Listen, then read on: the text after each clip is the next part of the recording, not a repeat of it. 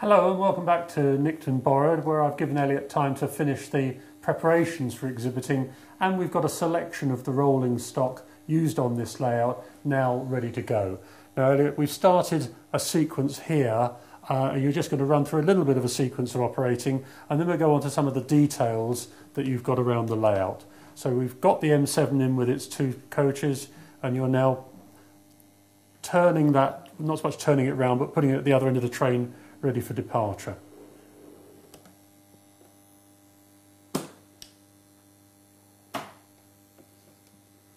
The bangs you can hear are the various signals obviously turning over. And now reverse the M7 round to the other end of the train. All of the rolling stock you've got here is typical of late 50s, early 60s. I'm sure there'll be somebody that tells me that that particular locomotive was scrapped in whenever, or the first of the DMUs came in at another time, but it's handfuls, isn't it? It's late 50s, early 60s. It's big handfuls, it's late 50s, early 60s, right. Yes.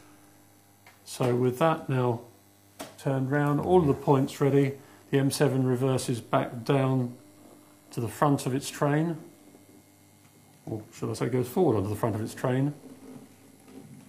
And we'll cover the people and the various other bits in the platform in a minute, just to look at the detail that makes the layout stand out.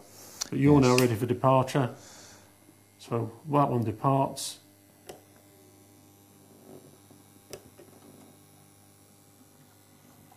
Yes, despite the studio lights, it's actually a little difficult to see whether it was properly coupled or not.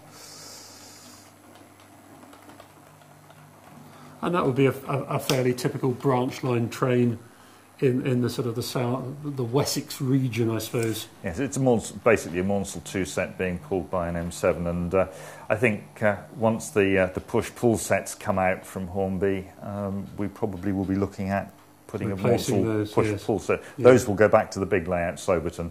Right.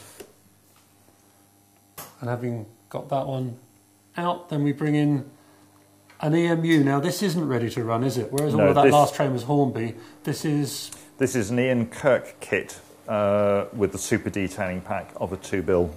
Right. Now it's sounding very smooth. What's the actual power underneath it? Are we into if I say it's a Triang motor bogie that's been re-wheeled. Is it really? It is indeed. Which means we're talking about something that's 30 years plus old. That's right. And still working every bit as well as it did in former days. And finally, while that is waiting there to return, we'll bring in the goods train, although we won't go through the shunting sequence, which can get a little on the tedious side. But we use that as a starting point for just looking at one or two other bits in more detail. And you try and keep up a constant movement during an exhibition, so there's always something happening to keep people amused. That's the secret. The movements, the 3 or 4 movements that we've just carried on here, would probably represent an entire morning's work at a real branch line station. Right. But there was an exhibition layout on the circuit a few years ago which depicted a piece of track work somewhere, yes. And they ran it to a real timetable, and it was a massive layout. It was about 35 foot long, and you got 2 trains every 15 minutes, and that's not what you want to see at an exhibition. Indeed. Right, well now we'll use the fact that all of this is here just to look at some of the detail that changes this from being the bald train set to the little scenes around it that make it that much more realistic. And if we start in the far corner behind the EMU, you've got a lot of what look like probably just ready to buy off the shelf packing cases and people. Is that right? That's right. Yes. But you've also got a hose there, which bit of cotton or something fairly similar. I think it's probably a piece of cotton. Yes, it's one of the bits that's lost in the time.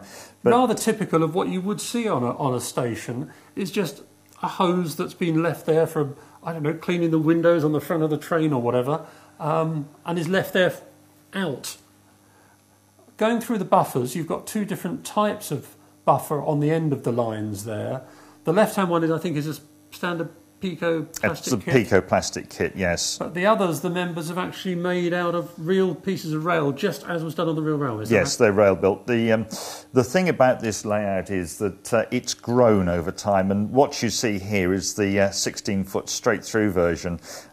There is actually a round and round version as well, right. And we have a couple of boards that fit on the end there, and the reason that there's a Pico buffer stop there is because it's removable, right. Lifted off, and then the board connects through onto the next board in the set. Right.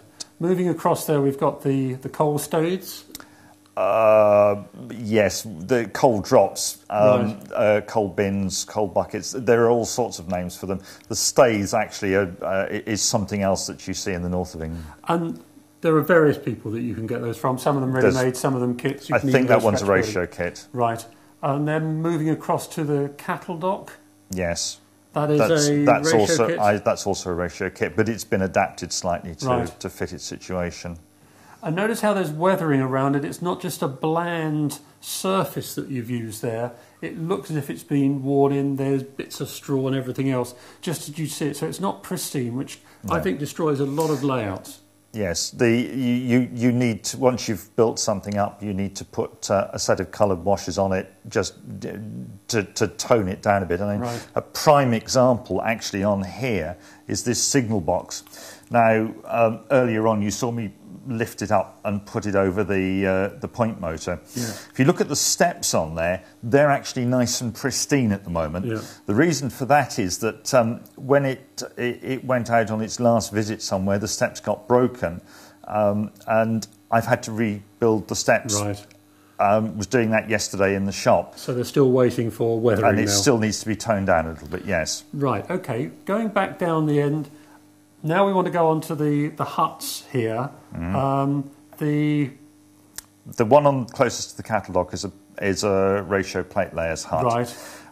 The next one up, I'm not quite sure whose kit that is, but right. I can tell you there's a man in there with a copy of The Sun. Right.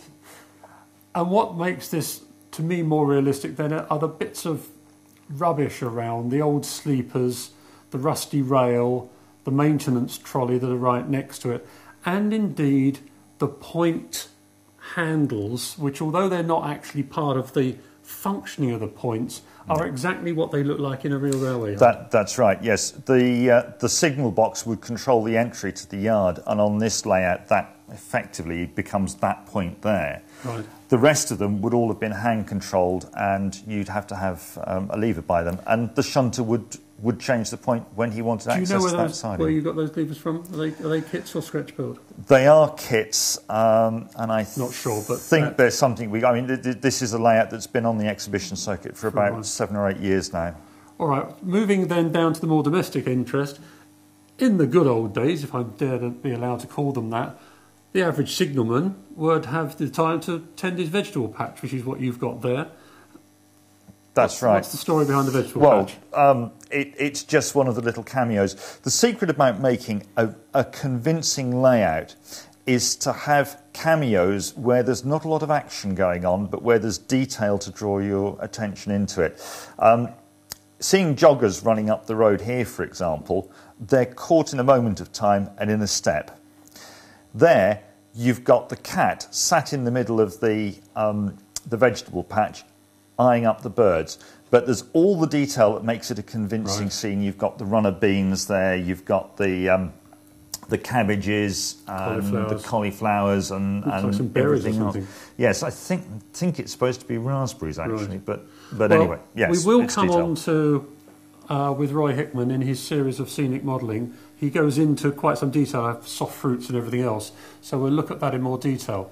Moving on down the layout a bit further, essential once you've got 3-rail operation, you've got to have an electricity substation. Now that can't be a kit because... No, it's completely scratch built. Same as the LSWR signal box. They were built by Paul Thompson, the pair of buildings. Right. And that is actually modelled on one that is in the back of Fratton Park in Portsmouth. Right. He went down and photographed the substation that was feeding the whole of Portsea Island. and basically came back and reproduced it there. And you've got on this side, I'm not sure whether the camera will be able to get in, but we've actually got the external transformers, and then you've got all the switch gear and everything else inside the house, or the building itself. Well, we'll now move finally on to the rundown Ministry of Defence depot, starting again with a small area where there's a hut and some various other bits of rubbish that have appeared. Again, absolutely typical. There's a plate layers trolley. There are some bits for bending and clamping and trying to cut rail, and some tools for raking out the gravel. And yes, there's quite a lot of detail there. Again, it's the sort of clutter that you would find late 50s, early 60s, where there was. And I think it's this clutter that you've got across the edges of the layout that make it so realistic. So finally, finishing with what is left of the depot.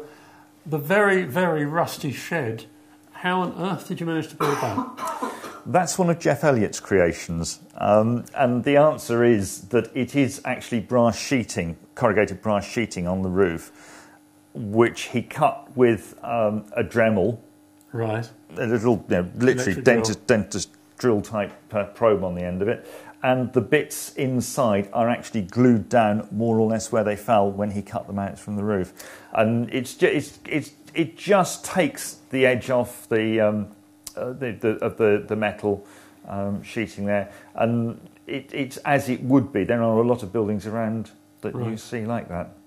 Well, Elliot, thank you very much indeed for that. In the final one of this series here on Nictun Borrud, we'll look at the disassembly to show the plugging arrangements and the securing between the boards. But this is still regularly out on the exhibition circuit, isn't it? It is indeed. In the south of England. And if you've enjoyed it, go and see it in its full glory with all of the operating sequence the next time it's out on show.